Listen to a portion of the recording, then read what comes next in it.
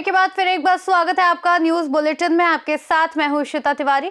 बात करेंगे बिजनौर की, जहां बिजनौर थाना चांदपुर क्षेत्र में नाबालिग से दुष्कर्म के सनसनीखेज मामले में पुलिस ने आरोपी युवक को गिरफ्तार किया। इसके साथ ही बात करेंगे जोधपुर की, जहां नागौरी गेट क्षेत्र में आधी रात बदमाशों का जमकर उत्पात, पुलिस ने 5 युवकों को गिरफ्तार किया। वहीं आपको आगे बताएंगे कि कैसे सुल्तानपुर में आजाद नगर बाजार में भीषण सड़क हादसा हुआ। ऐसी तमाम खबरों पे आगे विस्तार से करेंगे चर्चा।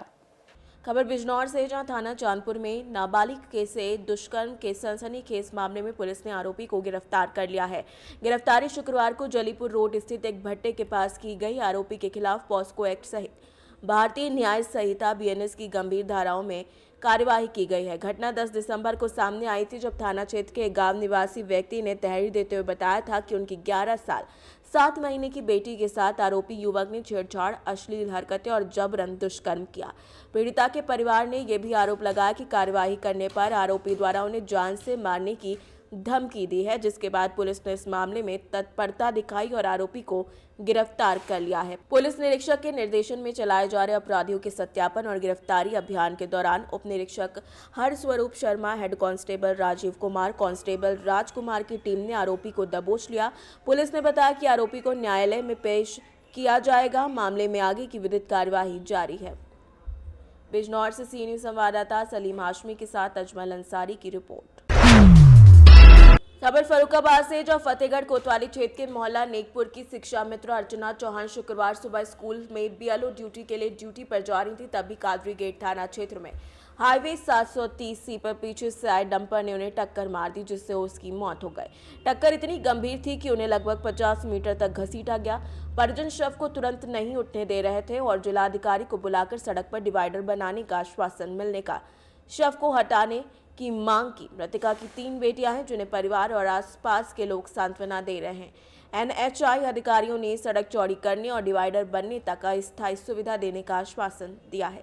मैम, आज ये इटावली हाईवे पे एक घटना हो गई है। क्या घटना हो गई और इन लोगों ने परिजनों ने जाम लगाया, क्या मामला कैसे शांत हुआ है?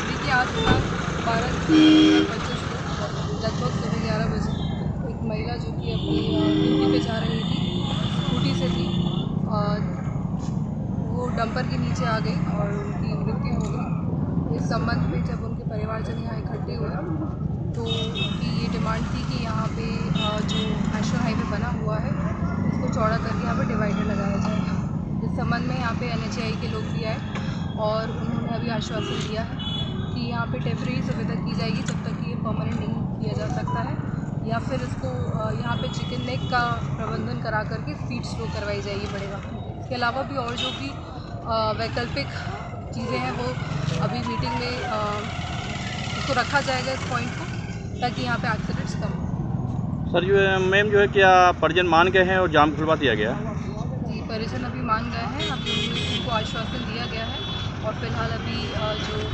बॉडी है मृतका की वो मोर्चे में पहुँच गई है और आगे की कार्रवाई। फर्रुखाबाद से सी न्यूज संवाददाता आदेश की रिपोर्ट।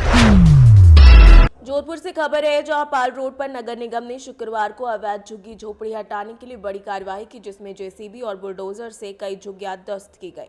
कार्रवाई से पहले अतिक्रमणियों को सामान हटाने की चेतावनी दी गई, लेकिन कुछ ने विरोध करते हुए आगजनी की कोशिश की, जिसे पुलिस और टीम ने काबू में कर लिया। नगर निगम का कहना है कि यह कदम सड़क को अतिक्रमण मुक्त कर यातायात सुगम बनाने और शहर में अव्यवस्था कम करने के लिए लिया गया है, जबकि अतिक्रमियों का आरोप है कि बिना वैकल्पिक आवास दिए उन्हें बेघर कर दिया गया है। जोधपुर से सी न्यूज संवाददाता आनंद शर्मा की रिपोर्ट। जोधपुर से खबर है, जहां नागौरी गेट थाना क्षेत्र की जटिया कॉलोनी में आधी रात को 5 बदमाशों ने शराब के नशे में उत्पात मचाते हुए कई कारों और ऑटो रिक्शे में शीशे तोड़ दिए। ये युवक बाइकों पर सवार होकर पत्थर लगाकर हमला कर रहे थे, लेकिन सर्दी के कारण अधिकांश लोग घरों में थे।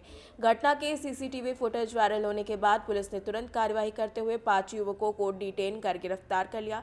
पुलिस मामले की आगे की कार्रवाई और अनुसंधान जारी रखे हुए है।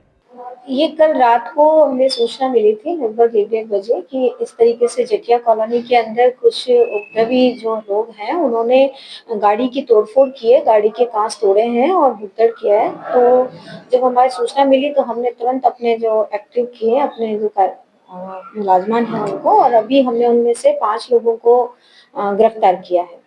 ये लोग कहाँ के रहने वाले हैं? ये कागा कागरी के रहने वाले हैं और एक तिलक नगर उदय मंदिर आसन का रहने वाला है। इनके ऊपर पहले से कोई कानूनी कार्रवाई की गई है?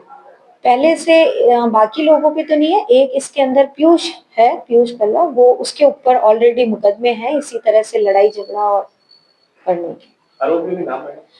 एक का तो सुमित है, पेहराराम है और प्रेम है, सोनू है और पीयूष पृथ्वीराज उर्फ पृथ्वीराज है। अब इनके ऊपर क्या कार्रवाई की जाए? अभी तो फिलहाल 151 में शांति भंग में हमने कार्रवाई की है। उसके अलावा अगर आगे जो भी कानूनी प्रोसेस है और जो भी इसके अंदर धाराएं होगी तो उनमें मुकदमा भी दर्ज करके कार्रवाई की जाएगी। अभी तक सिर्फ एक एप्लीकेशन आई है हमारे पास, अभी उन्होंने मुकदमा दर्ज नहीं करवाया, सिर्फ सिंपल एप्लीकेशन दिए कि वे ऐसे तोड़फोड़ हुई है, लेकिन अभी मुकदमा दर्ज कराने के लिए कोई आया नहीं। जो ये आरोपी पकड़े गए नशे के आदी है? शराब, इन्होंने रात को शराब ही पी रखी थी और शराब पी के जब वो निकल रहे थे तो उन्होंने गाड़ियां तोड़ते हुए वो चले गए। लगभग कितनी गाड़ियां तोड़ी? लगभग पांच गाड़ियां इन्होंने तोड़ी, घास तोड़े 5 गाड़ियों की। जोधपुर से सी न्यूज संवाददाता आनंद शर्मा की रिपोर्ट। कोटा से खबर है जहां नारी निकेतन में रीना और धर्मराज के विवाह में किन्नर समुदाय ने अनोखी पहल की। नया कोटा किन्नर प्रमुख रीना दीदी, डीसीएम किन्नर प्रमुख मनीषा देवी और मंगला मुखी नैना देवी के नेतृत्व में 1 दर्जन से अधिक किन्नरों ने विवाह में सामूहिक भोज की व्यवस्था की और वधू को सोने की अंगूठी उपहार भेंट की। इस पहल से वरवधू और उपस्थित नागरिकों के दिलों में गहरी छाप छूट गई। कर्मयोगी सेवा संस्थान के संस्थापक राजा राम जैन ने सहयोग के लिए प्रमुखों से अनुरोध किया था, जिसे तुरंत स्वीकार किया गया। सामाजिक न्याय और अधिकारिता विभाग की संयुक्त निदेशक सविता कृष्ण और नारी निकेतन की अधीक्षक अंशुल महेंद्री दत्ता ने गणमान्य नागरिकों की उपस्थिति में किन्नरों को प्रशस्ति पत्र एवं मोतियों की माला पहनाकर सम्मानित किया। कोटा से सी न्यूज संवाददाता सुरेश कुमार पटेरिया की रिपोर्ट। कोटा से खबर है जहां शहर में इंस्टाग्राम पर धर्म बदलकर दोस्ती की, फिर दिल्ली की रहने वाली लड़की को कोटा लाने पर बड़ा खुलासा हुआ है। लड़का मुस्लिम समुदाय का निकला। कोटा पुलिस मामले की जांच में जुटी हुई है। मैं दिल्ली से हूँ और मैं उस लड़के के साथ कोटा आई थी। उसने बोला था कि मेरे से शादी कर लेना, तो मैंने बोला ठीक है। तो मुझे नहीं पता था कि वो मोमडन है, तो मुझे यहाँ पर आके पता चला कि वो मोमडन है और उसने मेरे से ये झूठ बोला कि मेरी 9 आईडियाँ हैं। उसकी आईडी का नाम था साहिल यादव, तो मुझे तो बाद में पता चला कि उसका नाम तौफीक है। ठीक है, आपसे किस तरह की उसने बातें की थी, किस तरह से उसने बातों में आपको फंसाया, किस तरह की बातें उसने रखी? इंस्टाग्राम पर बातें करी थी। किस तरह की बातें करता था आपसे वो? अच्छे से बातें करता था। ठीक है, फिर जब आप मिले आपको कब पता लगा कि ये मुस्लिम है? मुझे पता चला था दिवाली वाले दिन, दिवाली पर। फिर आपका क्या रिएक्शन था? फिर मैं बात करना छोड़ दी थी। फिर उसने किसी तरह से आपको ब्लैकमेल किया था? हाँ, तो फिर मेरी फ्रेंडों को परेशान करा था उसने। किस तरह से? इंस्टा पर कि बोला कि मेरी फ्रेंडों से कि मेरी बात करा दो पायल से। तो मैंने बोला, फिर मेरी फ्रेंडों ने बोला कि एक बारी बात करके देख, तब मैंने बात करी। क्या चाहते हैं आप, किस तरह की कार्रवाई होनी चाहिए उस पर? अब उसको सज़ा मिलनी चाहिए। ठीक है। कोटा से सी न्यूज संवाददाता सुरेश कुमार पटेरिया की रिपोर्ट। कोटा से खबर है जहां सांगोद स्टेट हाईवे 51 पर रोसलिया गांव के मिडिल स्कूल में शिक्षक और अतिक्रमण की समस्याओं को लेकर बच्चों और ग्रामीणों ने सड़क जाम कर दिया, जिससे वाहनों की लंबी कतारें लग गईं। स्कूल में 70 बच्चों के नामांकन के बावजूद केवल 2 शिक्षक कार्यरत हैं, जबकि 5 की आवश्यकता है। ग्रामीणों ने शिकायत करने के बावजूद समाधान न होने और स्कूल की जमीन पर अतिक्रमण की बात कही। पुलिस और अधिकारियों की समझाइश के बाद जाम खुलवाया गया और तहसीलदार जितेंद्र दिनकर ने आश्वासन दिया कि अतिक्रमित भूमि जल्द मुक्त कराई जाएगी। कोटा से सी न्यूज संवाददाता सुरेश कुमार पटेरिया की रिपोर्ट। शाहजहांपुर से खबर है जहां रोजा मंडी में धान खरीदी के दौरान बिचौलियों और कुछ भ्रष्ट अधिकारियों द्वारा बड़े पैमाने पर फर्जीवाड़ा किए जाने का आरोप लगा है। बताया गया कि व्यापारी और बिचौलिया त्रिपुरेश तिवारी केंद्र प्रभारी से मिलकर किसानों के नाम पर फर्जी अंगूठा लगवाकर कागजात पूरे कर धान खरीद रहे हैं, जबकि असल में वो धान उनके खेत में ही है। नायक टाइगर फोर्स के अध्यक्ष संजीत कुमार आजाद ने जिला खाद्य विपणन अधिकारी को पत्र देकर मामले की जांच और दोषियों पर कड़ी कार्रवाई की मांग की है। उनका आरोप है कि इस धांधली में किसानों को ठगा जा रहा है, सरकारी रेटों पर लाखों रुपए का नुकसान हो रहा है और मंडियों में वास्तविक किसानों का धान नहीं बल्कि माफियाओं का धान लिया जा रहा है। उन्होंने उच्च स्तर की टीम से जांच कराने की मांग की है। जी, आज जो है जिला खाद्य विपणन अधिकारी जनपद शाहजहांपुर जो आपने अभी ऑफिस आके एक जो ज्ञापन दिया है, तो किस संबंध में ज्ञापन दिया आपने? ऐसा है, जनपद के कोने कोने में जितने सेंटर या मंडियां लगी हुई हैं, कोई सेंटर इंचार्ज वहां पे मौके पर नहीं मिलता है और इतना लंबा घोटाला चल रहा है, अंगूठे वगैरह लग रहे हैं, किसान लोगों को फसलें नहीं, मतलब धान नहीं खरीदा जाता है। तो इस संबंध में जो है आज सूचना पत्र दिया है। आगे जो है बड़ा जो है आंदोलन होगा अगर इन लोगों की समस्याओं का निस्तारण नहीं किया जाए। शाहजहांपुर से सी न्यूज़ संवाददाता फसाद खान की रिपोर्ट।